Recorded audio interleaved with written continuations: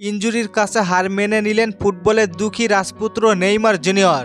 অনেকেই বলে নেইমারের মতো স্কিলফুল ফুটবলার নাকি রোনালদিনহোর পরে আর কেউ আসেনি। কারো কারো স্কিলের বিবেচনায় রোনালদিনহোর চেয়ে এগিয়ে নেইমার জুনিয়র। গত দশকের শুরুতে সান্তোসের জার্সিতে নেইমার অবিশ্বাস্য কাণ্ড ঘটিয়েছিল। ইউরোপের বাইরের লিগে খেলে জায়গা পেয়েছিলেন ব্যালন ডি'অরের টপ 10-এ। ইউরোপে আসলে নেইমারকে নিয়ে রিয়াল মাদ্রিদ ও বার্সেলোনার মধ্যে অদৃশ্য এক যুদ্ধ চলল। কোন দল নেইমারকে বসে আনতে পারে এই নিয়ে নেইমার বার্সেলোনাতে বেছে নিল, কারণ সেখানে মেসি ছিল। নেইমার মেসির সাথে খেলতে হাতছাড়া করতে চায়নি, আর এটাই সম্ভবত ফুটবল ক্যারিয়ারে একমাত্র উদ্দেশ্য ছিল নেইমারের। বার্সায় নেইমার সব ট্রফি জিতে ফেলল, বার্সায় নেইমারের জীবনে সবকিছুই ছিল।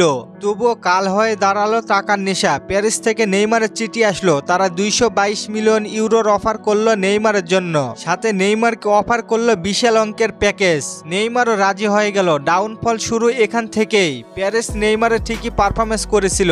নেইমারের কারণে প্যারিস চ্যাম্পিয়ন লিগের ফাইনালে উঠেছিল, কিন্তু যেই ক্লাবে ইতিহাস বলতে কিছুই নেই, না আছে ফাইনালে জিতার কালচার, সেখানেই নেইমার, আর ফুটবল ক্যারিয়ারের উন্নতি অসম্ভব। এর সাথে হানা দিল ইনজুরি, ক্লাবের সাথে ন্যাশনাল ক্যারিয়ারে সমান তালে। 2014 বিশ্বকাপে ঘরের মাটিতে বিশ্বকাপ জেতানোর দায়িত্ব এসে পড়ে নেইমারের উপরে। নেইমার কোয়ার্টার ফাইনালে ইনজুরিতে না হলে হয়তো কোনো কিছু একটা হয়েও যেত। নেইমারের অনুপস্থিতিতে ব্রাজিল 7-1 গোলে লজ্জাজনক হার হারল। 2018 সালেও হলো না বিশ্বকাপ জেতা, লাস্ট ছিল 2022, সেইবারেও ব্যর্থ তারা। 22 সালে ক্রোয়েশিয়ার কাছে পেনাল্টি শুট আউটে হেরে বাদ পড়তে হলো নেইমারদের। 2019-এ ব্রাজিল কোপা জিতল, কিন্তু নেইমার সেই দলে ছিল না।